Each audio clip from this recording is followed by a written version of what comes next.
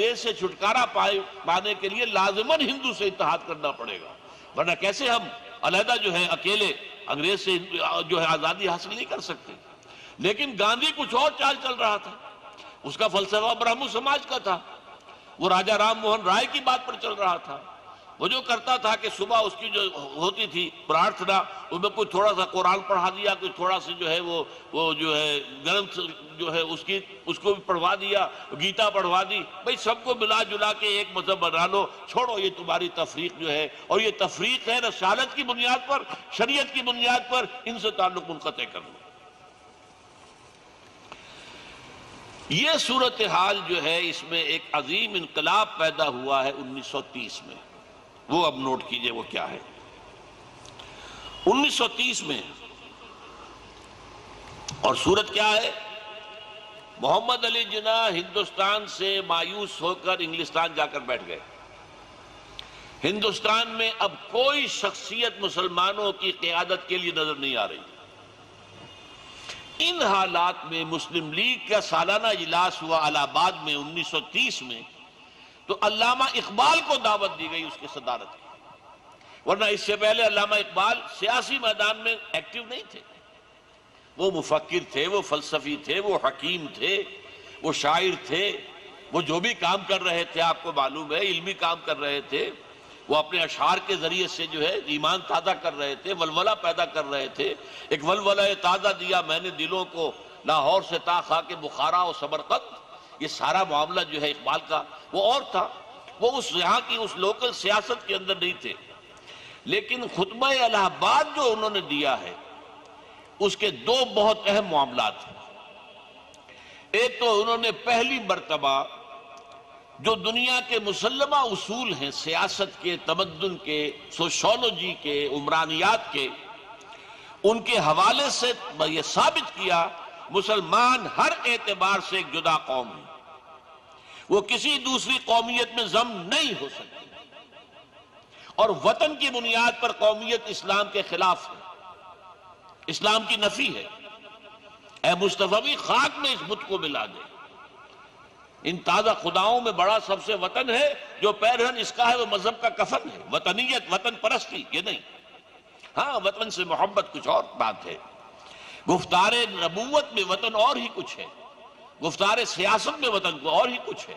وطن سے محبت ٹھیک ہے اپنی جگہ، وطن کی بنیاد پر قومیت اور سیاست کی ساری بساط جو ہے وطن کی بنیاد پر، یہ اسلام کے لیے قابل قبول نہیں۔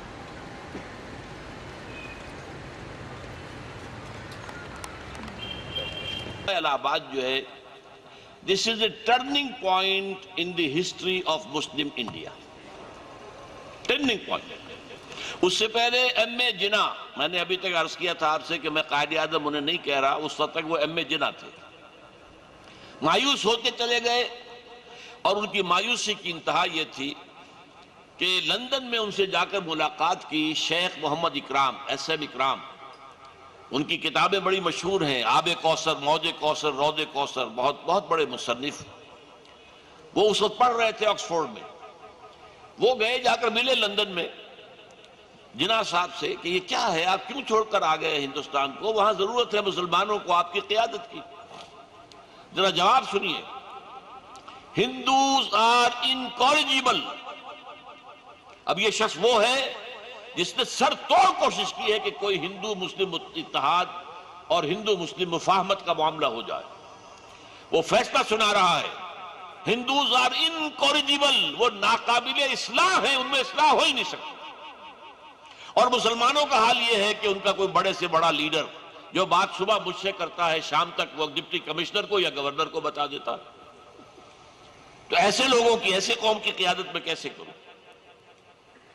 بہرحال دوسری بات جو علامہ اقبال نے اپنے اس خطبے میں کہی، وہ ایک تو پروفیسی تھی، خوشخبری، ایک خبر آئندہ کے لیے۔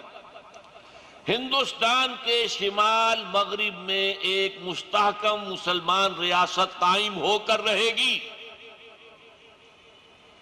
اندازہ کیجئے، 1930 پاکستان ریزولوشن بھی 10 سال بعد آئے گا، 1940 میں، اور پاکستان 17 سال بعد آئے گا۔ وہ کہہ رہا ہے ایک دیکھنے والا گاہ میری نگاہ تیز سیر گئی دل وجود، گاہ الجھ کے رہ گئی میرے توہمات میں. لیکن وہ سیر کہہ رہا ہے کہ یہ ڈیسٹنی ہے. لفظ کیا ہے انگریزی میں؟ ڈیسٹنی. یہ تقدیر مبرم ہے، ہو کر رہے گا. میں نے یہاں آپ کو یہ تحفہ دیا ہے جس میں کہ اقبال کے خطبے کا وہ اقتباس بھی ہے، اور ایک بہت ہی قیمتی شے جو ہے قائد اعظم کا ایک واقعہ، ان کی دنیا سے رحلت سے 2 دن قبل کا ایک مکالمہ ہے کہ جو آپ کو میں یہاں لے کر آیا ہوں تحفے کے طور پر. یہ بہت قیمتی تحفہ ہے، انہیں پڑھیے اور یاد کیجیے. دوسری بات انہوں نے یہ کہی، اگر ہمیں یہ واقعی ایک آزاد مسلمان مملکت قائم ہو گئی تو موقع مل جائے گا کہ اسلام کے چہرے پر جو بدنما داغ اور دھبے عرب امپیریلزم کے دور میں لگ گئے تھے.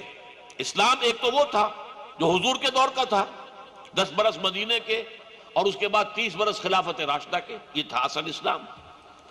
اب آیا دور ملوکیت بنو امیہ، جس میں آپ کو معلوم ہے حادثہ کربلا ہوا ہے، واقعہ حرہ ہوا ہے، محمد بن قاسم کو بلا کر شہید کیا گیا ہے، موسیٰ ابن نصور کو بلا کر جو ہے وہ ان کو شدید جو ہے تکلیفیں پہنچائی گئی ہے، جن کے جرنیل جو ہے اسپین فتح کیا جس نے. تو ایسا جو ظالم مانا، حضور نے اسے کہا ہے ملکن عادن، کاٹ کھانے والی ملوکیت، اس کا دور آ گیا تھا. لیکن چونکہ اصل زمانہ تو انہی کا ہے. 90 برس جو ہے بنو امیہ کی حکومت ہے، اور تقریباً 500 برس جو ہے بنو عباس کی حکومت ہے. تو دنیا تو اسلام کو جانتی ہے، تو وہ بنو امیہ کی عینک سے دیکھے گی یا بنو عباس کی عینک سے دیکھے گی. تو اقبال کہہ رہے ہیں کہ یہ جو دھبے لوگوں کو نظر آتے ہیں اسلام کے چہرے کے اوپر، اسلام کا تابناک چہرہ، اس پر جو دھبے لگ گئے تھے دور ملوکیت میں، جس کے لیے عرب امپیریلزم کا لفظ استعمال کیا ہے، ہم انہیں ہٹا کر اصل اسلام کا ایک نمونہ دنیا کے سامنے پیش کریں.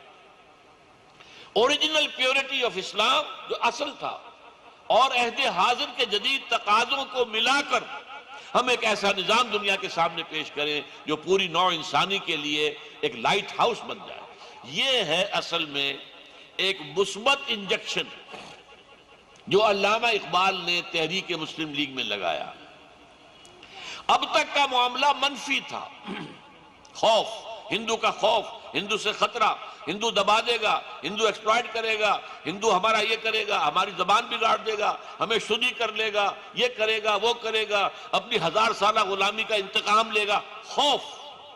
یہ 1906 سے لے کر 1930 تک یہ صرف منفی جذبے کے اوپر ایک تحریک چل رہی تھی. اب آیا مثبت جذبہ، احیاء اسلام. ہمیں اگر ایک خطہ مل جائے ہندوستان میں علیحدہ، ہم یہاں پر اسلام کا نظام قائم کر کے دنیا کو دکھائیں اور اس کی ایک مثال قائم کر دیں، اور وہ اسلام کی جو ہے ابدی پیغام، اور جو اسلام کا جو رحمت للعالمینی کا پہلو ہے محمد الرسول اللہ صلی اللہ علیہ وسلم کی رسالت کا، اس کا جو مظہر ہے وہ تو وہ نظام ہے، اس نظام کو قائم کر کے دنیا کو دکھائیں. تو یہ دونوں جو ہیں کوٹیشنز آپ کو میں نے دے دی. بہرحال اس کا نتیجہ یہ نکلا کہ اب جو ایک تحریک کے اندر منفی اور مثبت دونوں تاریں جڑ گئیں تو ایک کرنٹ چل پڑا. اگلی بات کیا ہے؟ یہی انجیکشن 1932 میں علامہ اقبال نے محمد علی جناح کو جا کر لگایا. تیسری گول میز کانفرنس لندن میں ہو رہی تھی 1932 میں. اس میں محمد علی جناح شریک نہیں تھے، اس لیے کہ وہ تو سیاست چھوڑ چکے تھے. علامہ اقبال تھے 1932، تو اس میں شریک رہے. اس کے بعد وہاں ملاقات کی ہے محمد علی جناح سے، اور ان کو یہی انجیکشن لگایا کہ اسلام کی بات کرو. تم یہ صرف ہندو مسلم معاملہ اور اس کے اندر کیا فارمولہ ہو جائے اور کیا نہ ہو، اور ہندوز آر انکروجیبل کو چھوڑو. احیاء اسلام کی بات کرو، جس سے کہ لوگوں کی امنگیں پیدا ہو جائیں، جذبہ پیدا ہو جائے، لوگوں میں ایک جوش پیدا ہو جائے، لوگوں میں اپنے ماضی کی طرف لوٹنے کی ایک شدید خواہش پیدا ہو جائے. یہ ہے وہ انجیکشن کہ جو پھر 1932 میں علامہ اقبال نے محمد علی جناح کو لگایا ہے لندن میں جا کر گول میز کانفرنس کے موقع پر. چنانچہ اب اس سے جو نتیجہ نکلا وہ نوٹ کر لیجئے. 1934 میں جناح صاحب واپس آ گئے. 1935 میں انہیں مسلم لیگ کا تا حیات صدر مقرر کر لیا گیا. 1936 میں اگرچہ الیکشن میں حصہ لیا مسلم لیگ نے، لیکن ابھی تو محمد علی جناح کو وقت ملا ہی نہیں تھا، لہذا پورے ہندوستان میں وزارتیں بنی کانگریس کی، اور اس سے بہت بڑا فائدہ یہ ہو گیا تحریک مسلم لیگ کو کہ ہندوؤں کی کانگریس کی جو وزارتیں بنی، انہوں نے جو ظلم ڈھائے مسلمانوں پر، جو زیادتیاں کی، جو ڈسکریمنیشن کی، جس طرح انہیں دبایا، اس سے در حقیقت وہ جو نیگیٹو ایلیمنٹ چلا آ رہا تھا وہ اور بڑھ کر سامنے آ گیا، ایک ریئل ڈینجر کی حیثیت سے، ایک حقیقت واقعی کی حیثیت سے، کہ یہ صرف باتیں نہیں ہیں، یہ تو ہندوؤں نے تو ثابت کر دیا۔ نتیجہ یہ نکلا ہے کہ 1937 سے لے کر اور 1947 تک 10 برس، اب میں ایک لفظ استعمال کر رہا ہوں، اب وہ محمد علی جناح نہیں رہا، قائد اعظم ہو گیا۔ اب اس نے اسلام کی قوالی گائی ہے، قوالی، اسلام اسلام اسلام اسلام۔ اس سے پہلے کہ محمد علی جناح کے ہاں کہیں اسلام کا نام نہیں ملے گا آپ کو۔ وہ تو آپ کو معلوم ہے، میں نے آپ کو بتا چکا ہوں کہ وہ کانگریس میں شروع سے تھے، دادا بھائی نورو جی کے سیکریٹری تھے، اور وہ ایک وطن پرست قسم کے آدمی تھے وہاں، ٹھیک ہے، وہ جو بھی تھا ایک بنیادی ایک کردار، وہ علیحدہ چیز ہے، لیکن اب جو آیا ہے قائد اعظم کی شکل میں جو محمد علی جناح سامنے آیا ہے، تو وہ ان کے 10 سال کی جو تقاریر ہیں، 100 سے زیادہ تقاریر کے ہم نے ان کے اقتباسات نکال کر جمع کیے ہیں، جو ان 10 سالوں کے دوران انہوں نے جن میں اعلان کیا ہے ہم نے اسلام قائم کرنا ہے، اسلام قائم کرنا ہے، اسلام قائم کرنا ہے۔ یہ جذبہ تھا در حقیقت کہ جس نے مسلمانوں کے اندر جو ہے کرنٹ دوڑا دیا۔ آپ غور کیجئے کیا وجہ تھی، یو پی کے مسلمان نے کیوں مسلم لیگ کو ووٹ دیا؟ پاگل تھے؟ یو پی تو پاکستان میں نہیں آ سکتا تھا، مدراس تو پاکستان میں نہیں آ سکتا تھا، بامبے تو پاکستان میں نہیں آ سکتا تھا، انہوں نے کیوں ووٹ دیے؟ اسلام۔ ٹھیک ہے، ہمارے ساتھ جو ہوگا دیکھا جائے گا۔ اگر یہ بات ہوتی ہے اور اگر ایک ملک ایسا بن جائے جہاں اسلام کو ایک نظام کی حیثیت سے قائم کر کے دنیا کے سامنے دکھا دیا جائے تو جو ہم پر بیتے گی وہ بیت دے گی، ٹھیک، ورنہ واقعہ یہ ہے کہ پاگل پن ہے، بے وقوفی ہے۔ آپ ایک ایسے ملک کے لیے ووٹ دے رہے ہیں اور ایک ایسے جو ہے وہ تحریک کو سپورٹ کر رہے ہیں کہ جس سے آپ کا تو کوئی سروکار ہی نہیں۔ لیکن یہ اصل میں نے جو لفظ قوالی استعمال کیا ہے اسے آپ توہین نہ سمجھیے۔ قوالی جو ہے اس میں تکرار ہوتی ہے اور تکرار کے نتیجے میں حال آتا ہے۔ یہ لفظ علامہ اقبال نے خود اپنے لیے بھی استعمال کیا ایک موقع پر۔ مولانا محمد علی جوہر جو ہیں انہیں علامہ اقبال اپنا بزرگ سمجھتے تھے۔ ایک موقع پر وہ لاہور آئے ہوئے تھے اور علامہ کے ہاں ٹھہرے ہوئے تھے۔ اسی بزرگی کی کیفیت میں اور بے تکلفی میں کہا کہ اقبال ذرا اپنا منہ ادھر کرو، میں تمہارے منہ پر تھوک دوں۔ کہ کیوں مولانا؟ کہ تمہارے ایک شعر نے مجھے مسلمان بنا دیا اور تو کافر کا کافر رہا۔ کیونکہ آپ کو معلوم ہے علامہ اقبال جو ہے وہ تو داڑھی مڈاتے تھے، وہ اس طریقے سے کوئی 5 وقتہ مسجد میں جا کر نماز پڑھنے کے جو ہے پابند تو نہیں تھے، نماز پڑھتے تھے لیکن وہ جو اور اپنا معاملہ جو تھا، تو کافر کا کافر رہا۔ تو اس کے جواب میں کہا علامہ اقبال نے کہ مولانا اگر قوال کو خود حال آ جائے تو قوالی کیسے چلے گی؟ تو یہ لفظ خود علامہ نے اپنے لیے استعمال کیا، جو کر رہا ہوں قائد اعظم کے لیے۔ 10 سال اسلام کی قوالی گائی ہے علامہ اقبال نے، لیکن یہ اقبال کون ہے؟ یہ اقبال وہ ہے کہ جو فیض یہ قائد اعظم کون ہے؟ جو اقبال کے فیض سے قائد اعظم بنے۔ میرا نقطہ یہ ہے، جو سمجھ لیجئے کہ یہ قلب ماہیت قائد اعظم میں جو ہوئی ہے اور جس نے انہیں قائد اعظم بنایا ہے وہ در حقیقت اقبال کا فیض ہے، اور اس کے لیے میں کچھ ثبوت آپ کو دینا چاہتا ہوں۔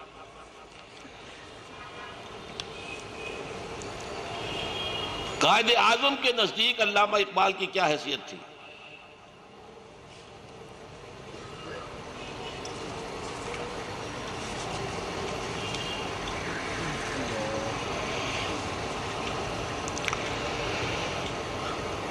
کلکتہ 21 اپریل 1938، یہ وہاں کا اخبار ہے کلکتے کا، اس کا آپ کو سنا رہا ہوں.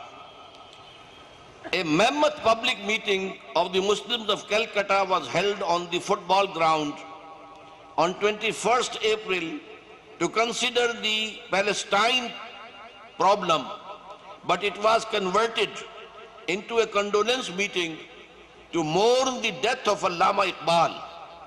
Mr. M.A. Jinnah said, اب یہ سنیے, Mr. M.A. Jinnah said that the sorrowful news of the death of Dr. Sir Muhammad Iqbal had plunged the world of Islam in gloom and mourning. Sir Muhammad Iqbal was undoubtedly one of the greatest poets, philosophers, and seers of humanity of all times. He took a prominent part in the politics of the country and in the intellectual and cultural reconstruction of the Islamic world. To me, اب note کیجئے, to me, اور یہ کون کہہ رہا ہے؟ قائد اعظم. وہ الفاظ کے معاملے کے اندر بہت محتاط تھے. ایک ایک لفظ جو ہے, وکیل تو آپ کو معلوم ہے کہ ہر لفظ کو پہلے تولتا ہے پھر بولتا ہے.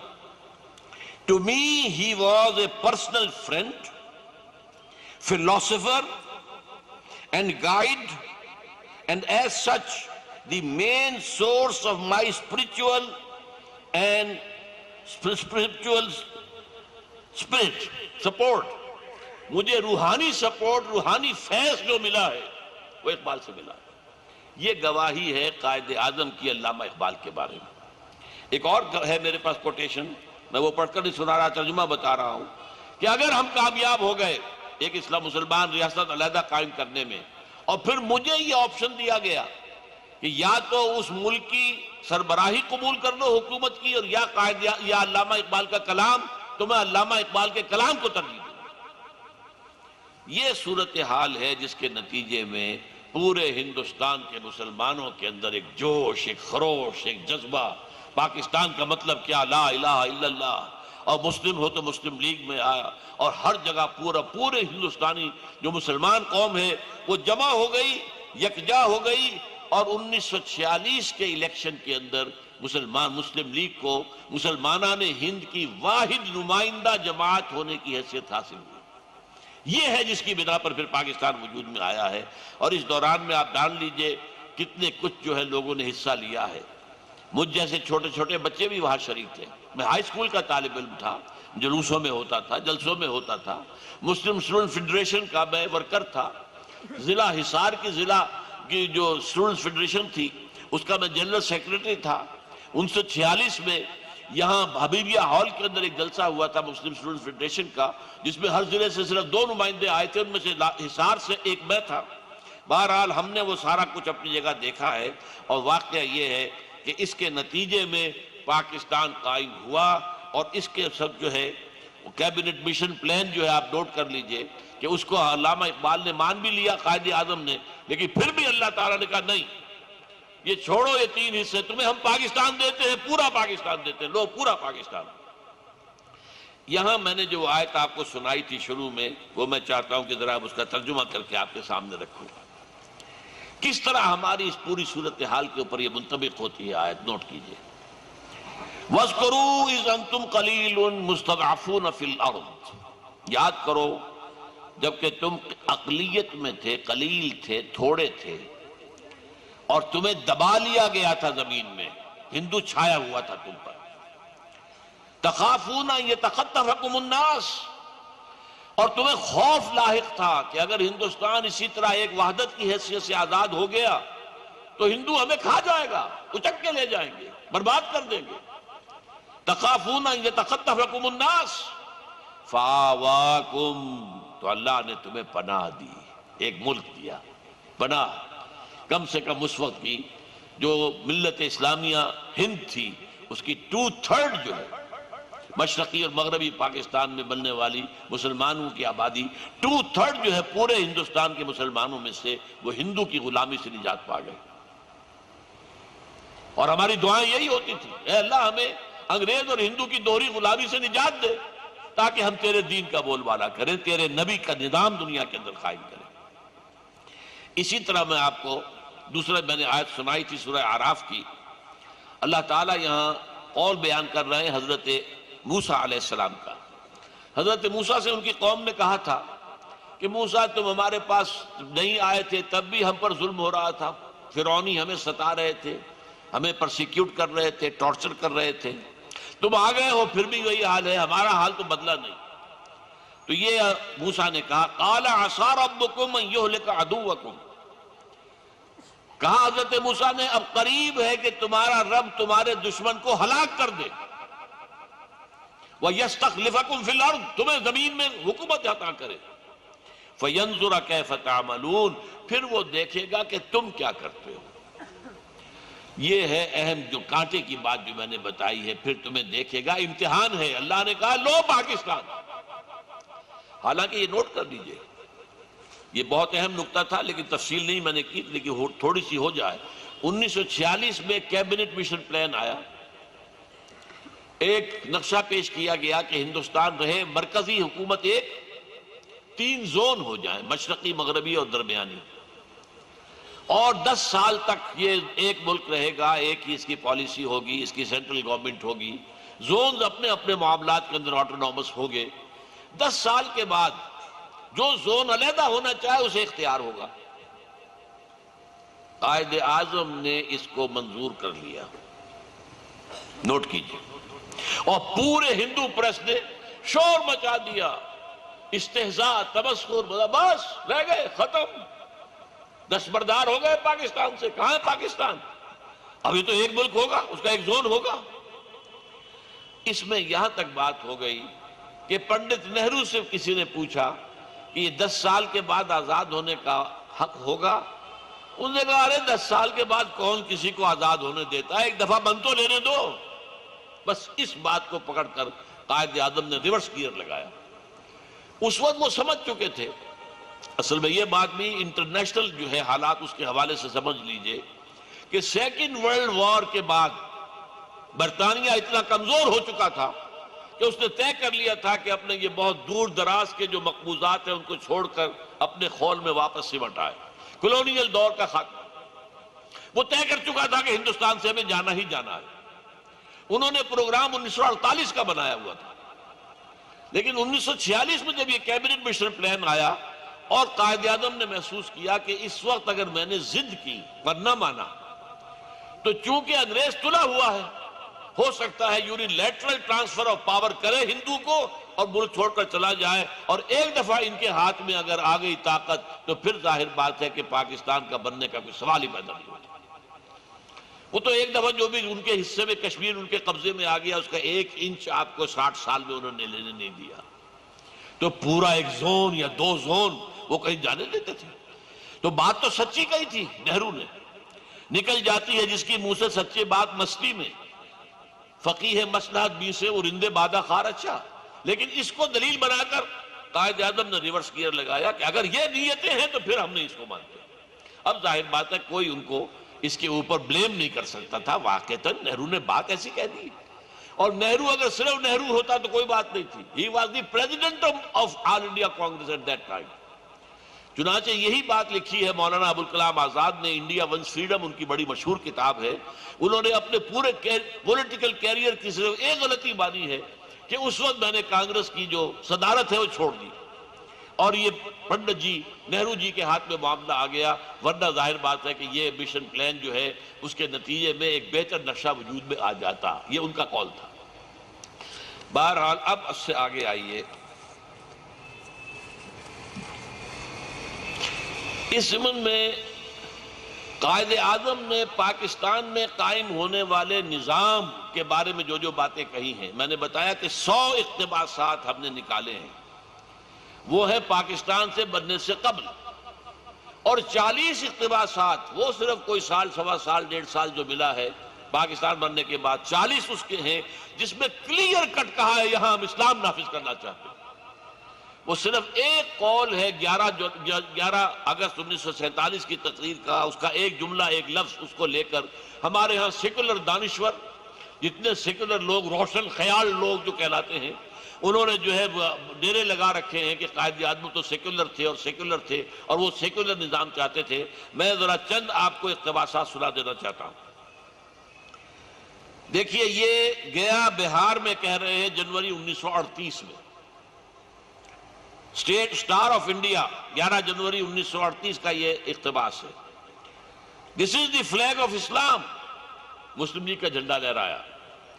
For you cannot separate the Muslim League from Islam.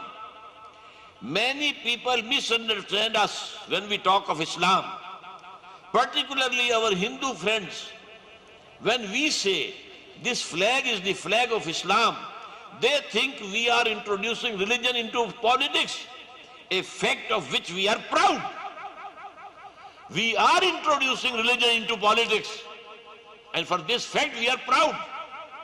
A fact for which we are proud. Islam gives us a complete code. It is not only religion, but it contains laws, philosophy, and politics. It contains everything that matters to a man from morning to night. When we talk of Islam, we take it as an all-embracing word. We do not mean any ill will. The foundation of our Islamic code is that we stand for liberty, equality, and fraternity. اس سے بھی کھلی بات سنیے. یہ ہے 1946 کا. یہ شیلانگ آسام میں تقریر تھی، ڈان میں چھپی ہے، سٹار آف انڈیا میں چھپی ہے. Let us go back to our holy book, the Quran. Let us revert to the Hadith. Note کیجئے، یہ محمد علی جناح بول رہے ہیں یا کوئی مولانا محمد علی جناح بول رہے ہیں؟ Let us go back to our holy book, our Quran. Let us revert to the Hadith and the great traditions of Islam, which have everything in them for our guidance, if we correctly interpret them and follow our great holy book, the Quran. اب یہ ساری چیزیں جو ہیں میرے پاس تو اس سے زیادہ اقتباسات ہیں، لیکن وقت اتنا نہیں ہے کہ میں سب آپ کو سناؤں. انشاءاللہ جلدی ہی وہ کتاب ہم شائع کرنے والے ہیں، جس میں 100 اقتباسات جو ہیں یہ پاکستانی تحریک کے دوران کے اور اس کے بعد کے 40 اقتباسات ہم جمع کر دیں گے، تاکہ وہ جھوٹ کا جو معاملہ تھا وہ ختم ہو جائے. بلکہ اس میں وہ ایک بات جو 11 اگست کے جملے میں جو آیا تھا، اس پر جو علامہ اقبال نے کہا ہے اس کے جواب میں،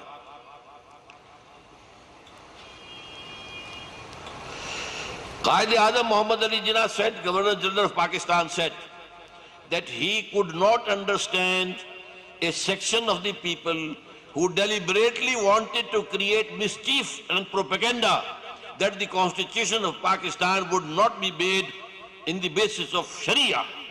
اب اس کی نافی کر رہے ہیں کہ یہ بلکہ جھوٹا ہے، پروپیگنڈا ہے، شرارت ہے، یہ میرے خلاف جو ہے یہ ایک سازش ہے جو ہو رہی ہے. بہرحال نتیجہ اس کا یہ نکلا، قائد اعظم کے انتقال اس کا وہ میں نے آپ کو اقتباس دے دیا ہے، وہ بہت اہم ہے. 2 دن پہلے کی بات ہے، پروفیسر ریاض علی شاہ مرحوم ہمارے استاد تھے. میں جب میڈیکل کالج میں پڑھتا تھا، وہ ٹی بی کے امراض کے پروفیسر تھے، اور وہ بلائے گئے تھے قائد اعظم کو، چونکہ ٹی بی تھی، وہ وہاں معالج تھے. جس طرح انہوں نے کہا ہے کہ اب یہ مسلمانوں کا کام ہے کہ یہاں پر خلافت راشدہ کا نظام قائم کریں، تاکہ اللہ کا وہ وعدہ پورا ہو کہ زمین کی حکومت امت مسلمہ کو ملے. میں تو ہم سمجھتا ہوں کہ احادیث پر بھی کوئی گہری نگاہ تھی محمد علی جناح کی، قائد اعظم کی، کیونکہ یہ حدیثوں کے اندر ہے جو عام طور پر ہمارے ہاں معروف نہیں ہے کہ دنیا کے خاتمے سے قبل پوری دنیا میں اسلام کا نظام قائم ہوگا، خلافت علی منہاج النبوت کا نظام قائم ہوگا. یہ حضور کی حدیث ہے، اور انشاءاللہ تعالیٰ پھر کسی موقع پر ہم نے انہیں شائع کیا کتابچے کی شکل میں، اور اسے ہم نے بہت تقسیم کیا ہے، پھیلایا ہے، وہ یہاں بھی انشاءاللہ لائیں گے. لیکن صرف ایک قدم تو اٹھا، بلکہ 1.5 قدم کہہ لیجئے پاکستان بننے کے بعد اسلام کی جانب. قائد اعظم کے رفیق، جانشین، ساتھی خان لیاقت علی خان نے 12 مارچ 1949 کو قرارداد مقاصد پاس کرا دی، جس میں طے کر لیا گیا ہے حاکمیت اللہ کی ہے. ہمارے پاس جو اختیار ہے وہ ایک مقدس امانت ہے، اور وہ انہی حدود میں استعمال ہوگا جو قرآن اور سنت کے اندر متعین کر دیے گئے ہیں. اس قرارداد مقاصد میں نظام خلافت کی جڑ قائم ہے. بنیاد یہی تو ہے، خلافت کہتے کسے؟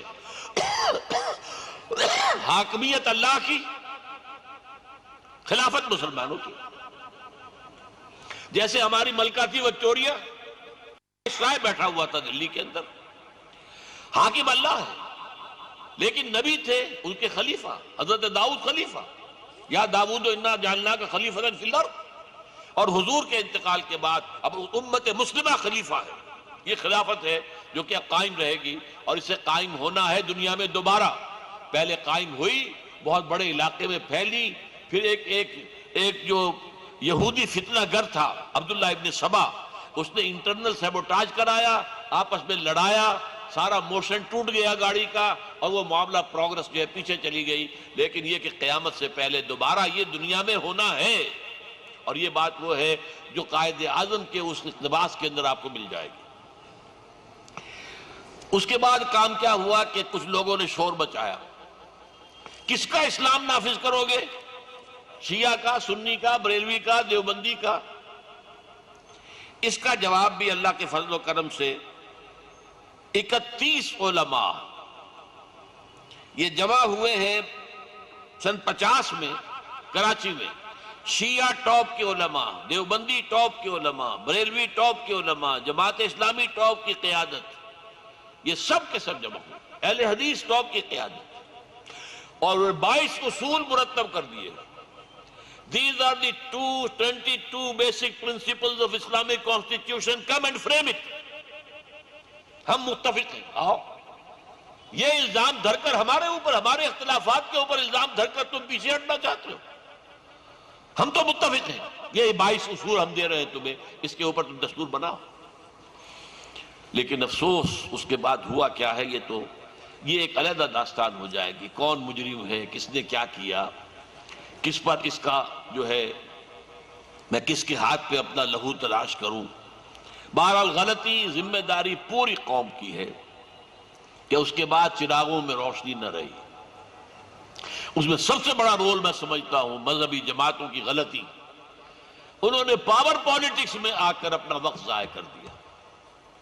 انہیں مطالبہ کرنا چاہیے تھا، اور مسلمانوں میں یہ شعور پیدا کرنا چاہیے تھا کہ وہ مطالبہ کریں، خود انفرادی سطح پر اسلام پر عمل کریں اور مطالبہ کریں یہاں اسلام نافذ کرو. ہمیں حکومت نہیں چاہیے، حکومت کرو. آج جو الزام لگتا ہے، لوگ کہتے ہیں یہ جو ہے مذہبی مولوی لوگ جو ہے، جو مذہبی جماعت ہے، انہیں اسلام نہیں چاہیے، اسلام آباد چاہیے. اس کہنے کا موقع ہی کیوں دیا؟ الیکشن میں آگے حاصل کیا ہوا ہے؟ سن 1951 میں پہلے الیکشن میں حصہ لیا ہے مذہبی جماعت نے، لیکن اس کے بعد سے آج کیا صورتحال ہے، کہاں کھڑے ہیں، کیا ملا ہے؟ کچھ نہیں. ایک مزاحمتی تحریک، ایک احتجاجی تحریک، ایک پریشر گروپ کی حیثیت سے کام کرتے تو اس ملک کے اندر پھر وہ اسلام آتا، لازماً آتا. لیکن افسوس، صد افسوس، ان سے بھی غلطی ہوئی، نیک نیتی سے ہوئی، جو بھی ہوئی ہے. لیکن جو صورتحال اس وقت کیا ہے، آج لگ بھگ 60 سال بعد ہم اسی جگہ کھڑے ہیں. سیاست پر سیکولرزم کا غلبہ ہے، لبرلزم، سیکولرزم، روشن خیالی کا اب اس میں اضافہ ہو رہا ہے. معیشت پر سود، جس سے زیادہ حرام شے اور کوئی نہیں، جس پر اعلان جنگ ہے اللہ اور اس کے رسول کی طرف سے، پوری معیشت کا ڈھانچہ اس پر ہے. جاگیرداری اور زمینداری، جس کے بارے میں امام ابو حنیفہ کا قول یہ ہے کہ مزارعت حرام ہے، جس کی زمین خود کاشت کرے. امام مالک کا قول بھی یہی ہے. اور ایک قول یہ ہے کہ پاکستان کی ساری زمینیں جو ہیں وہ در حقیقت خراجی ہیں، کوئی عشری ہے ہی نہیں، یہ کسی کی ملکیت نہیں ہے، یہ ملت کی ملکیت ہے. قاضی ثناء اللہ پانی پتی رحمت اللہ علیہ، بہت بڑے وہ محدث بھی اور مفسر بھی اور فقیہ بھی، قاضی ثناء اللہ پانی پتی، ان کی کتاب ہے ما لا بد منہ، اس میں انہوں نے صاف لکھا ہے ہندوستان میں کوئی عشری زمین نہیں ہے، ساری زمینیں خراجی ہیں. خراجی زمین وہ ہوتی ہے جو کسی کی ملکیت نہیں ہے. آپ جس کا چاہن بندوبست کر لیں، اس کو تقسیم کریں، کسانوں کو دیں، تاکہ زیادہ سے زیادہ جو ہے یافت حاصل ہو، خوشحالی پیدا ہو. یہ کیا ہے کہ کسان غریب، ہاری غریب، اس کے خون پسینے کی کمائی سے عیش کرے جاگیردار اور زمیندار. وہ کاشت کرنے والے کے بچے کے لیے تعلیم نہیں ہے، دوا نہیں ہے، اور ان کی اولادیں جو ہیں وہ امریکہ میں بیٹھ کر اور انگلینڈ کے اندر تعلیم حاصل کر رہی ہیں. یہ ظلم، یہ بربریت، یہ آج ہم نے اسلام کے نام پر قائم رکھی ہوئی. پھر اب جو ہے مشرقی تہذیب کے بچے کچھ اثرات کو بھی ختم کرنے کے لیے این جی اوز کو جو بلینز آف ڈالرز دیے جا رہے ہیں، شرم اور حیا کا معاملہ ختم ہو جائے. آپ نے پڑھا ہوگا، علم میں ہوگا کہ وہ جو پہلے ہوئی تھی کائرو کانفرنس، پھر ہوئی بیجنگ کانفرنس، پھر ہوئی Beijing +5 conference under the auspices of the General Assembly of United Nations. اس میں کیا طے کیا گیا ہے؟ پروسٹیٹیوشن کو برا مت کہو، انہیں پروسٹیٹیوٹس مت کہو، سیکس ورکرز کہو. وہ بھی جیسے کہ کوئی مزدور ہے، وہ کام کر رہا ہے، محنت کر رہا ہے، اپنے مسکولر اسٹرینتھ استعمال کر رہا ہے اور پیسے لے رہا ہے، شام کو 100 روپے لے رہا ہے، 150 روپیہ لے رہا ہے. ایسے ایک عورت اپنے ایک عضو کو استعمال کرتی ہے، پیسے لیتی ہے. تمہیں کیا اعتراض؟ ہومو سیکشل میرجز، مرد کی شادی مرد سے، عورت کی شادی عورت سے.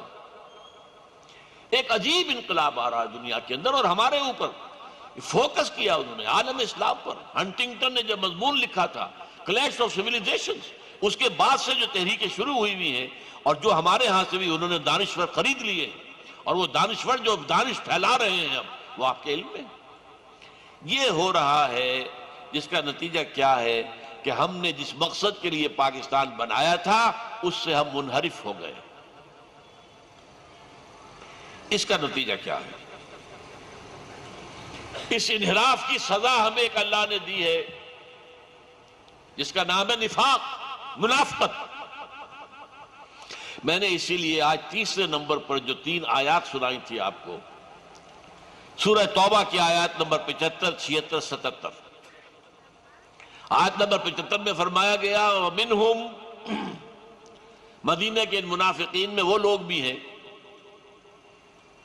جنہوں نے یہ کہا تھا اگر ہمارا رب من عاہد اللہ سے عہد کیا تھا کہ اگر وہ ہمیں لئن آتانا من فضلہ، اگر وہ ہمیں اپنے فضل سے نواز دے گا، غنی کر دے گا، پیسے دے دے گا، دولت مند کر دے گا، لَنَصَّدَّقَنَّ وَلَنَكُونَنَّ مِنَ الصَّالِحِينَ، خوب صدقہ خیرات کریں گے اور نیک ہو جائیں گے. فَلَمَّا آتَاهُم مِّن فَضْلِهِ، جب اللہ نے اپنے فضل سے نواز دیا، بخلوا بِهِ، اب بخل سے کام لیا. وَتَوَلَّوْا وَهُمْ مُعْرِضُونَ، پیٹھ موڑ لیے، اعراض کیا.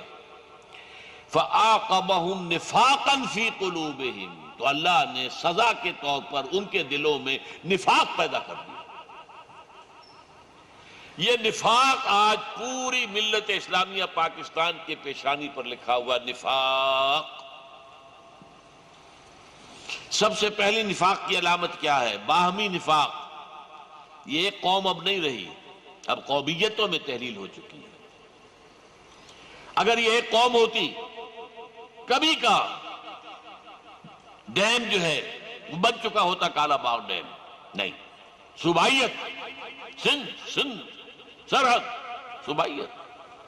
اور اب جو کچھ ہو رہا ہے بلوچستان میں، اور اس سے آگے بڑھتا نظر آ رہا ہے وزیرستان میں، دیکھتے جائیے کیا ہو رہا ہے. اب تو قومیتیں ہیں، قوم کہاں ہے؟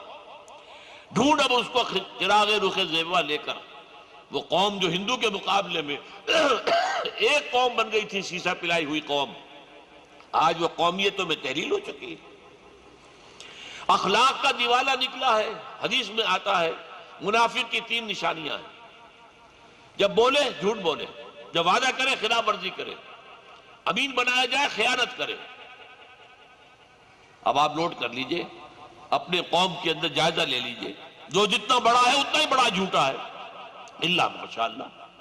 جو جتنا بڑا ہے اتنا ہی بڑا وعدہ خلاف ہے، الا ماشاءاللہ. جو جتنا بڑا ہے اتنا ہی بڑا غبن کرتا ہے. اب تو بلینز کے غبن ہوتے ہیں نا. پہلے کبھی 1000 2000 چند ہزار کا معاملہ ہو جاتا تھا دفتروں کے اندر تو تھر تھر مچ جاتی تھی کہ یہ غبن ہو گیا، غبن ہو گیا. اب کیا ہوتا ہے؟ بلینز تو معاف کر دیے جاتے ہیں، بینک والے معاف کروا لیتے ہیں، بینک کے ذریعے سے معاف ہو گئے. یہ جاگیرداروں کا اور سرمایہ داروں کا، یہ لوگوں کا اس ملک کا پیسہ کس طریقے سے کھینچ رہے ہیں اور چوس رہے ہیں. یہ سارا کیا ہو رہا ہے؟ اور آخری چیز، اس ملک کا دستور منافقت کا پلندہ ہے. اس دستور میں مکمل اسلام موجود ہے، لیکن تنفیذ کے راستے بند ہیں۔ قرارداد مقاصد صرف ایک دفعہ کافی ہے۔ اس دستور کو دستور خلافت بنانے کے لیے بشرطے کہ اس میں ایک جملہ ایڈ کر دیا جائے، This article will take precedence over the whole of the constitution۔ صرف ایک دفعہ جو ہے پورے دستور پر حاوی ہو جائے تو یہ گویا کہ دستور خلافت بن گیا۔ دفعہ 227 میں لکھا ہے یہاں قرآن اور سنت کے خلاف قانون سازی نہیں کی جائے گی، لیکن اس کو باندھ دیا ہے کاؤنسل آف اسلامک آئیڈیالوجی سے۔ وہ جو ہے دیکھتی رہے گی، رپورٹیں پیش کرتی رہے گی، ارب روپیہ خرچ ہو چکا ہے، بے شمار رپورٹیں انہوں نے مرتب کی ہیں، بڑی محنتیں کی ہیں، مشقتیں کی ہیں، لیکن ان کی رپورٹیں جا کر فائلوں کے انبار لگ گئے۔ وزارت قانون میں، وزارت مالیات میں، وزارت داخلہ میں کوئی ایک رپورٹ بھی کاؤنسل آف اسلامک آئیڈیالوجی کی آج تک پارلیمنٹ میں پیش نہیں ہوئی۔ یہ ہے منافقت۔ ضیاء الحق نے بنایا تھا فیڈرل شریعت کورٹ، بڑا صحیح انداز تھا کہ اس کورٹ کو یہ حق حاصل ہے کہ سو موٹو یا اس کے پاس کوئی شخص آئے شکایت لے کر کہ فلاں قانون کی فلاں شق شریعت کے خلاف ہے، میں ثابت کرتا ہوں۔ ٹھیک ہے، یہ بھی میں ہیئرنگ لائے، دلائل لائے، علماء بھی آئیں، دلیلیں دے، اگر کورٹ طے کر دے تو پھر نوٹس دے دے گی۔ اگر وہ مرکزی حکومت کا معاملہ ہے کہ مرکزی حکومت جو ہے اتنے مہینے کے اندر اندر اس کی جگہ آلٹرنیٹ لیجسلیشن کر لے، ورنہ فلاں تاریخ سے یہ ڈیفنکٹ ہو جائے گی، یہ جو دفعہ ہے نکل جائے گی۔ بہت عمدہ طریقہ تھا یہ اصولی اعتبار سے، لیکن کیا کیا؟ دو ہتھکڑیاں ڈال دی۔ دستور پاکستان تمہارے دائرہ کار سے خارج، جوڈیشل پروسیجرل لاز، ضابطہ دیوانی، ضابطہ فوجداری تمہارے دائرہ کار سے خارج، مسلم فیملی لاز تمہارے دائرہ کار سے خارج، اور 10 سال تک مالی معاملات بھی تمہارے دائرہ اختیار۔ تو پھر کیا تھا وہ ایکسرسائز؟ کیا تھی؟ دھوکہ، فریب، دکھاوا۔ مفتی محمد تقی صاحب عثمانی، بہرحال وہ عمر میں مجھ سے چھوٹے ہیں، میرا لحاظ کرتے ہیں، مجھے وہ مل گئے، کورٹ پر تھے، کورٹ کے جج تھے، مجھے مل گئے ایک دفعہ مدینہ منورہ میں باب جبرائیل پر۔ میں نے ان سے کہا تمہیں شرم نہیں آتی؟ اس کورٹ کے جج بن کر بیٹھے ہوئے ہو جو آئلی قوانین کے بارے میں بھی رائے نہیں دے سکتی، وہ آئلی قوانین جو انگریزوں نے نہیں چھیڑا، وہ آئلی قوانین جن کو آج تک ہندوستان میں ہندو نہیں چھیڑ سکے، اور یہاں پر جو ہے وہ ایک جو تھا فیلڈ مارشل ایوب خان، اس نے جو ہے اس کا جو نظام قائم کر دیا، وہ چلتا رہا 11 برس تک۔ ضیاء الحق بھی اسلام کے نام پر حلوہ مارا کھا کر چلا گیا، اور وہ جو کا تو قائم رہا نظام۔ تو کہنے لگے میں کیا کروں؟ میں نے کئی دفعہ استعفیٰ دیا۔ میں نے کہا استعفیٰ دیا ہے؟ میں نے استعفیٰ دیا تھا، اس نے مجھے روک لیا۔ میں نے شورا سے استعفیٰ دیا کہ نہیں دیا؟ میں نے ان سے کہا میں آپ کی شورا میں بیٹھنے کو تیار نہیں، اگر آپ اس کورٹ کے اندر جو ہے یہ پابندی لگاتے۔ میں یہ نہیں کہتا کہ جو میں کہتا ہوں وہ کریں، آپ اپنے کورٹ کے لوگوں کے ہاتھ کھول دیجئے۔ پیر کرم شاہ صاحب آپ کا چوائس ہے، تقی عثمانی صاحب آپ کا چوائس ہے، ملک غلام علی صاحب آپ کا چوائس ہے۔ آپ کو ان کی دیانت پر، ان کے علم پر، ان کے تقوی پر بھروسہ ہے کہ نہیں ہے؟ اگر ہے تو ٹھیک ہے، ہاتھ کھول دیجئے، جو وہ فیصلہ کریں گے وہ مجھے منظور۔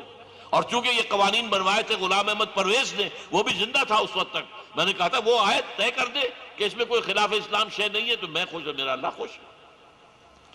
بہرحال اس وقت صورتحال یہ ہے کہ ان اعتبارات سے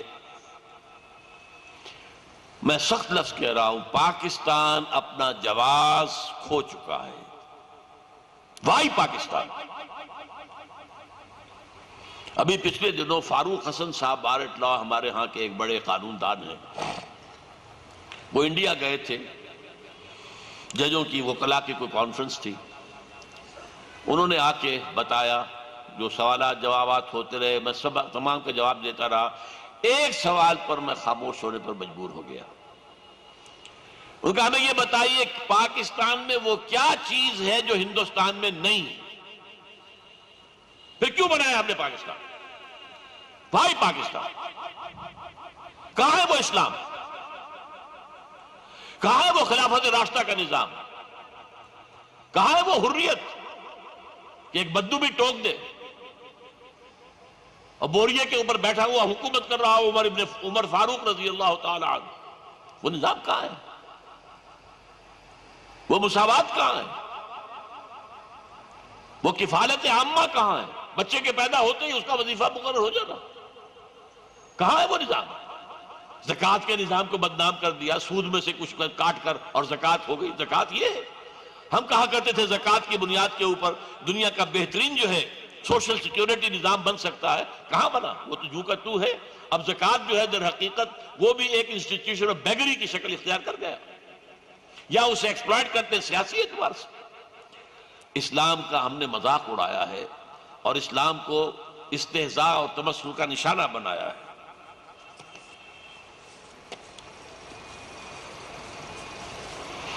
اب جو نیکسٹ بات ہو رہی ہے، اب دوستی کی باتیں بھی ہو رہی ہیں، آمد و رفت بھی ہو رہی ہے، محبت کے راگ بھی الاپے جا رہے ہیں،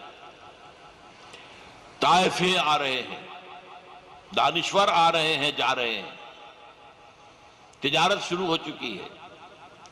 ہمیشہ سے ہماری بات یہ تھی، ہمیشہ سے، پہلے کشمیر کا مسئلہ پھر کوئی اور بات، یہاں تک کہ ہمارے موجودہ صدر صاحب جو ہے یہ بھی آگرہ سے گردن اکڑا کر آ گئے تھے کہ کوئی بات نہیں ہوگی جب تک کشمیر کی بات نہیں ہوتی، یاد ہے کہ نہیں؟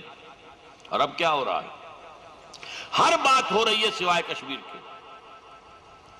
خوشخبریاں سنا دیتے ہیں، کچھ پیش رفت ہو چکی ہے، پیش رفت ہو چکی ہے، کوئی فارمولہ طے ہو رہا ہے، کچھ ہو جائے گا، کچھ کیا ہو رہا ہے، کچھ نہیں بتانا، کچھ نہیں، قطعاً نہیں، کوئی کھلی بات نہیں۔ اور یہ ساری دوستی کا نتیجہ کیا نکلے گا؟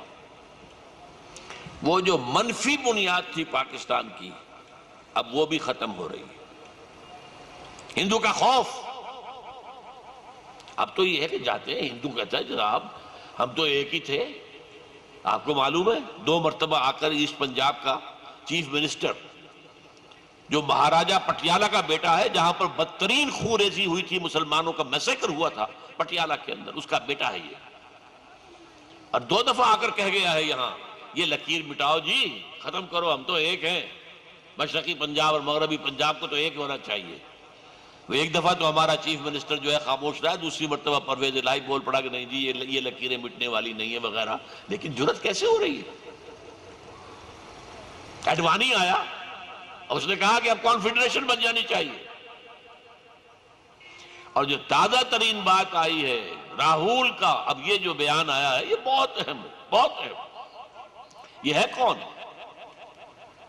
اندرا گاندھی کا پوتا، جواہر لال کے نسل سے۔ اس نے جو بیان دیا ہے، ہمارے خاندان نے پاکستان کو توڑا تھا، ہمیں اس کا فخر ہے، اور ہم جو بھی اپنا ہدف مقرر کرتے ہیں وہ حاصل کر لیتے ہیں۔ یہ دھمکی ہے اصل میں چھپی ہوئی کہ اب بقیہ پاکستان کو میں توڑوں گا۔ اگلا پرائم منسٹر وہ ہے، اس میں کوئی شک نہیں۔ یہ تو منموہن اس لیے وہاں وزیر اعظم بن گیا کیونکہ اس کی جو ماں ہے سونیا گاندھی، اصل میں تو اس کو بننا چاہیے تھا، کانگریس نے الیکشن جیتا تھا، وہ اس کی پریزیڈنٹ تھی، لیکن چونکہ وہ اٹیلین ہے بائی برتھ، اس لیے انہیں اندیشہ تھا کہ ہندو جو وہاں کا ہے فرقہ پرست وہ شور مچائے گا، لہذا وہ خود نہیں بنی اور منموہن سنگھ کے اوپر تاج رکھ دیا سر پر۔ لیکن وہ تو ایک عارضی شے ہے کانگریس کا، کہ تو وہ ڈائنیسٹی جو ہے چلی آ رہی، نہرو ڈائنیسٹی، پنڈت موتی لال نہرو سے، اور پھر جواہر لال نہرو ہے، پھر اندرا گاندھی ہے، پھر راجیو گاندھی، اور پھر یہ اب اس کے بعد جو ہے سونیا گاندھی اور یہ راہل گاندھی اب آ رہے ہیں۔ انصاف کہہ دیا۔ کونڈولیزا رائس آئی اور اس نے پاکستان کا دورہ بھی کیا، انڈیا کا بھی کیا، اور واپس جا کر کہا کہ پاکستان کے مستقبل کا فیصلہ ہم اور بھارت مل کر کریں گے، یہ ہے جو فیصلہ عوام کے بارے میں ہونے والا ہے۔ سن تو صحیح جہاں میں ہے تیرا فسانہ کیا۔ اب یہ بات جو ہے، سوال یہ ہے بچاؤ کا کوئی راستہ ہے یا نہیں؟ دیکھیے جب تک سانس تب تک آس، یہ ساری محنت میں نے کیوں کی؟ آپ پورے پس منظر کو جانیں، یہ ملک ایک نظریے کے تحت وجود میں آیا تھا، وہ نظریہ اقبال کا دیا ہوا تھا، اس نظریے کو محمد علی جناح نے اختیار کیا اور پورے خلوص سے کیا اور پورے دل لگا کر کیا اور پوری دلجوئی کے ساتھ کیا اور پوری محنت کے ساتھ کیا، اور اس کے نتیجے میں پاکستان وجود میں آیا۔ مصور پاکستان اقبال تھا، بانی پاکستان قائد اعظم تھے، لیکن اس کا نظریہ تھا، اور نظریے کے بغیر یہ بے بنیاد ہے، اس کی کوئی بنیاد نہیں ہے۔ لستم علی شیء، قل یا اہل الکتاب لستم علی شیء حتی تقیموا التوراۃ والانجیل وما انزل الیکم من ربکم، اے نبی کہہ دیجئے، اے کتاب والو، اے یہودیو، اے عیسائیو، تمہاری کوئی حیثیت، کوئی حقیقت ہماری نگاہ میں نہیں ہے جب تک کہ تم قائم نہیں کرتے ہو تورات کو اور انجیل کو اور جو کچھ ہم نے تم پر نازل کیا ہے۔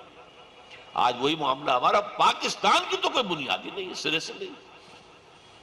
ابھی کہا ہے مولانا فضل الرحمان نے کہ اگر بے نظیر کی اور مشرف صاحب کی اگر ہو جاتی ہے باہمی مفاہمت تو پاکستان ٹوٹ جائے گا۔ وہ ٹوٹنے کا جو نقشہ جو شائع ہو چکا ہے امریکہ کے اندر، جو شائع ہو چکا ہے، اس میں تو یہ ہے کہ پوری پختون پٹی جو ہے وہ افغانستان کو دے دی گئی ہے۔ They have devoted it, they have given it۔ وہاں افغان نیشنلزم کو پروان چڑھانا چاہتے ہیں، وہ اسلام کو دبانا چاہتے ہیں، اور افغان نیشنلزم کے حوالے سے اس پختون پٹی کو بھی وہاں شامل کرنا چاہتے ہیں۔ وہاں کا وہ جو فیصلہ آ چکا ہے۔ بہرحال ان حالات میں ہمیں کیا کرنا چاہیے؟ ایک لفظ ہے اس کے لیے، توبہ۔ توبہ انفرادی سطح پر کس معنی میں؟ اپنی زندگی کا جائزہ لیجیے، گریبانوں میں جھانکیے، اگر کوئی شے خلاف اسلام ہے نکال کر باہر پھینک دیں۔ آپ کی معیشت کے اندر کہیں سود کی آمیزش ہے، نکال کر پھینک دیجیے۔ سودی قرضے پر اگر محل بنا رکھا ہے، بیچ دیجئے اسے، فوراً قرضہ ادا کیجئے، اور کہیں کسی اور چھوٹے مکان میں رہیے۔ پردہ شرعی نافذ کیجئے۔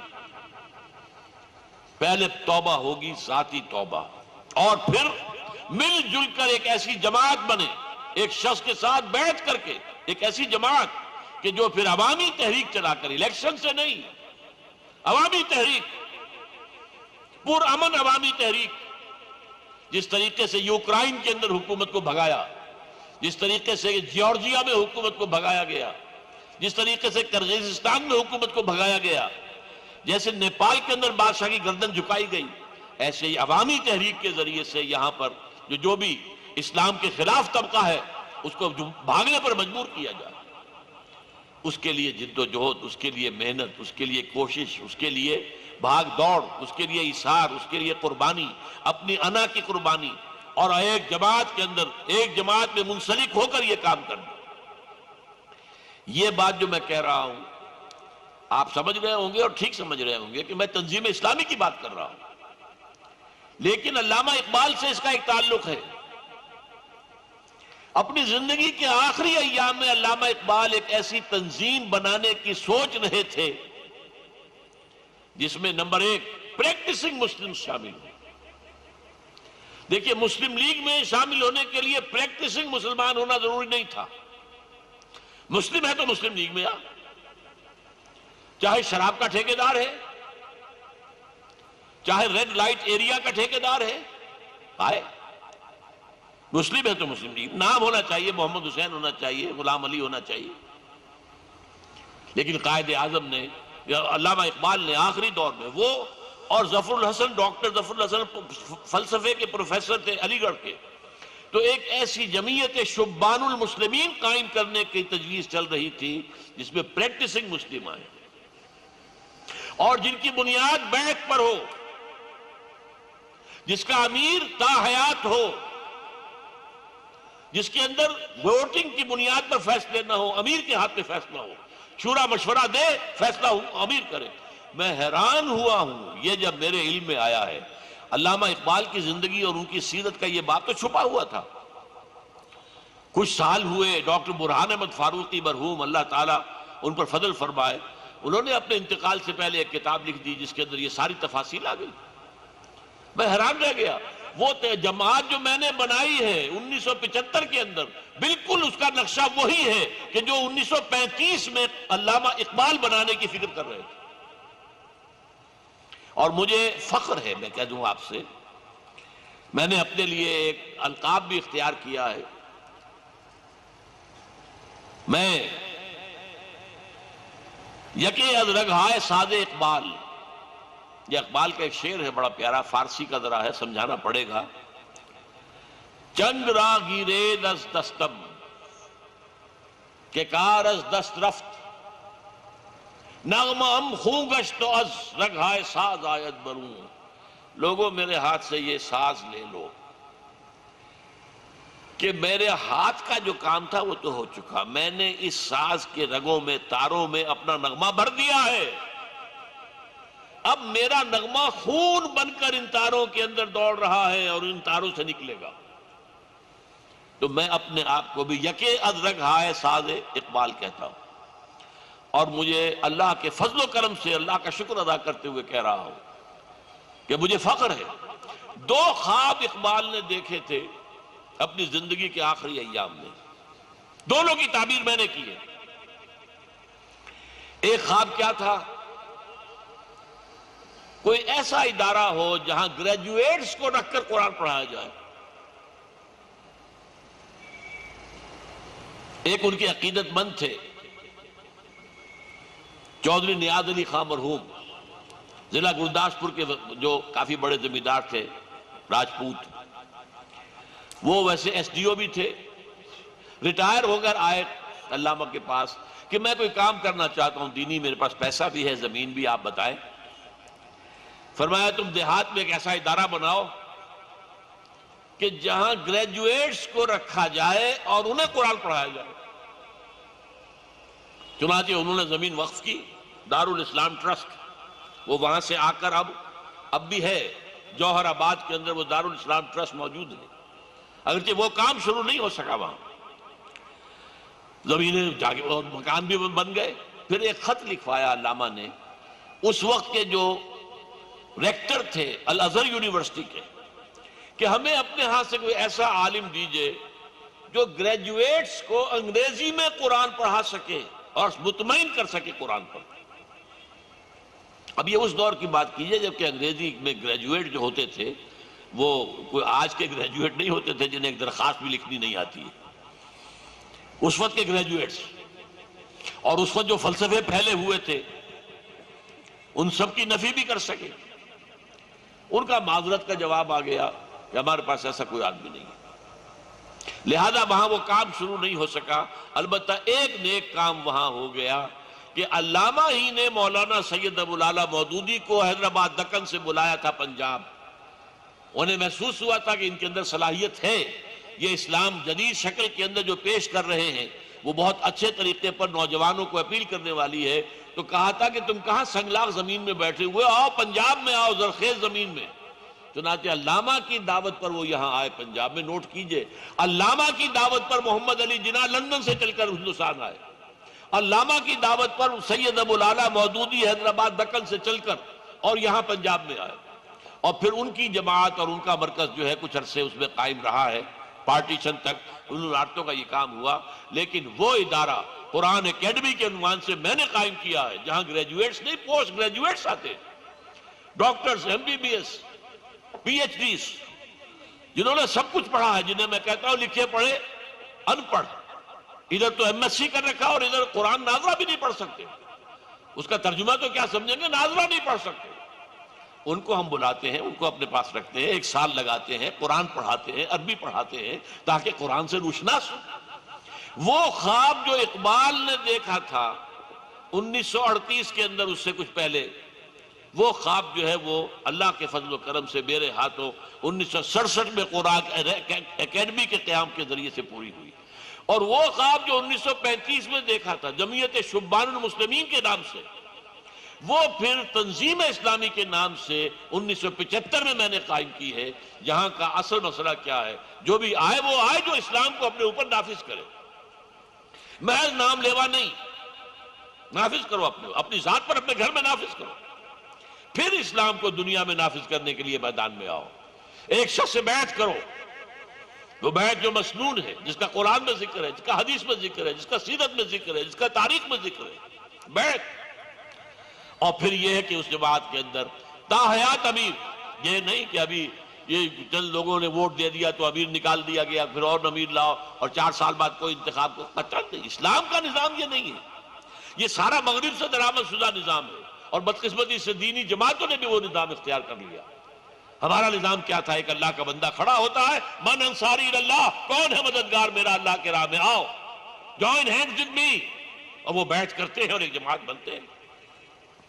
بہرحال یہ اگر ہم نے کام کیا اور پھر توبہ کی منادی اس ملک میں کریں، کوئی عجب نہیں، اللہ تعالیٰ کی رحمت جو ہے ہماری طرف متوجہ ہو جائے. آپ کو معلوم ہے تمام انبیاء اور رسول کی جماعت میں حضرت یونس علیہ السلام کا ایک خاص معاملہ تھا ان کی قوم کا. جب عذاب کے آثار شروع ہو جایا کرتے تھے تب کسی قوم کی کوئی وہ معافی مانگنا اور توبہ سے کوئی فائدہ نہیں ہوتا تھا، عذاب نہیں ہٹتا تھا. لیکن الا قوم یونس، حضرت یونس کی قوم مستثنا ہے. ہو سکتا ہے اللہ تعالی ہمیں بھی، پہلے بھی اس نے معجزہ کیا تھا، ہمیں پاکستان دیا، یہ ہماری اپنی قوت نہیں تھی. ہم تو کیبنٹ مشن پلان بھی مان چکے تھے، اللہ نے کہا نہیں، لو آزاد پاکستان لو اور کرو قائم پھر اللہ کا دین. ہم ناکام رہے ہیں، لیکن عجب نہیں کہ اب بھی چمن کے مالی اگر بنا لیں موافق اپنا شعار، اب بھی چمن میں آ سکتی ہے پلٹ کر چمن سے روٹھی بہار. اب بھی ہو سکتا ہے، اللہ کرے تو اب بھی ناممکن نہیں ہے. ہماری طرف سے عزم ہو، ارادہ ہو. آپ غور کیجئے، تنظیم اسلامی کی دعوت پر غور کیجئے، اور خاص طور پر یہ جو کتابچہ میں ایک لے کے آیا ہوں آپ کے لیے، یہ علامہ اقبال کی آخری خواہش، یہ جو تنظیم بنانے کی خواہش، جو بالکل معلوم ہی نہیں لوگوں کو، کسی کو پتہ نہیں، وہ ایک گمشدہ باب ہے علامہ کی زندگی کا، ان کی سیرت کا ایک گمشدہ باب ہے. وہ ایک اہم ہے جس کے کہ اصول کیا بنائے گئے تھے. یعنی علامہ بھی یہ سمجھتے تھے کہ ایک مسلم لیگ جو قومی تحریک ہے وہ ملک تو لے سکتی ہے، اسلام نہیں لا سکتی. اسلام وہی لا سکیں گے جو اسلام پر کاربند ہو، اسلام پر عمل کرتے ہو خود، اسلام وہ لا سکتے ہیں. ہاں، انگریز سے، ہندو سے لڑ کر ایک قومی تحریک جو مسلمان، مسلم ہو، کوئی بھی ہو. اس لیے انہوں نے قادیانیوں کو بھی شریک رکھا، نام تو مسلمانوں کا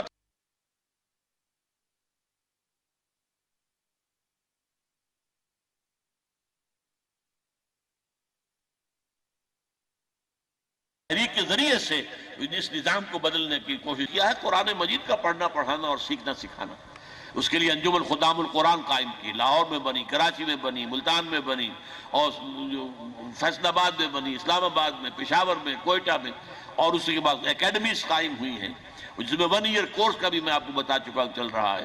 لیکن یہ ہے کہ تنظیم اسلامی کے تحت اس بیعت کی بنیاد پر ایک نظام، وہ نظام جس کا خواب اقبال نے دیکھا 1935 میں، وہ ہم نے قائم کیا ہے 1975 میں. اقول قولی ھذا واستغفر اللہ لی ولکم ولسائر المسلمین والمسلمات.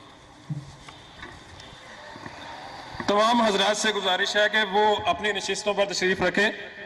کچھ ضروری اعلانات ہیں، اور اس کے علاوہ تمام سے گزارش ہے کہ محترم ڈاکٹر اسرار صاحب کی گاڑی کو پنڈال سے باہر جانے دیا جائے، پھر تمام لوگ پنڈال سے باہر نکلیں. پہلا سب سے اہم اعلان جو ہے، محترم ڈاکٹر اسرار صاحب کل بروز اتوار 22 اپریل صبح 10 بجے چیمبر آف کامرس میں سوال و جواب کی نشست ہوگی. اس میں اگر آپ کے پاس کوئی سوالات ہیں تو وہ لکھ کر جمع کروا دیجئے صبح چیمبر آف کامرس میں 10 بجے. کل بروز اتوار 22 اپریل صبح 10 بجے ڈاکٹر اسرار احمد صاحب آپ کے سوالات کے جواب دیں گے. اس کے علاوہ بانی محترم نے جس جماعت کا ذکر کیا ہے وہ بیعت پر مبنی ہے. بیعت فارم باہر گیٹ پر اویلیبل ہیں. جو حضرات بیعت کرنا چاہتے ہیں یا اس معاملے میں غور کر رہے ہیں وہ وہاں سے بیعت فارم حاصل کر سکتے ہیں. ڈاکٹر اسرار احمد صاحب کی کتابوں کا مکتبہ لگایا گیا ہے، وہاں سی ڈیز، کیسٹس، کتب اویلیبل ہیں. ایک اعلان مجھے بھی کرنا ہے کہ وہ کتابچہ جو میں لے کر آیا ہوں لاہور سے آپ کے لیے، علامہ اقبال کی آخری خواہش، 15 روپے اس کی قیمت ہے، لیکن یہاں وہ 10 روپے میں مل جائے، اس لیے کہ آج کل 5 روپے کا معاملہ تو بڑا مشکل ہو گیا ہے وہ سکے والا. تو بہرحال وہ آپ لوگ لیں اور ضرور پڑھیں. یہ آپ کی یوں سمجھیے تاریخ کا ایک حصہ ہے جس سے کہ واقف ہونا چاہیے. سبحانک اللہم و بحمدک نشہد ان لا الہ الا انت نستغفرک و نتوب الیک.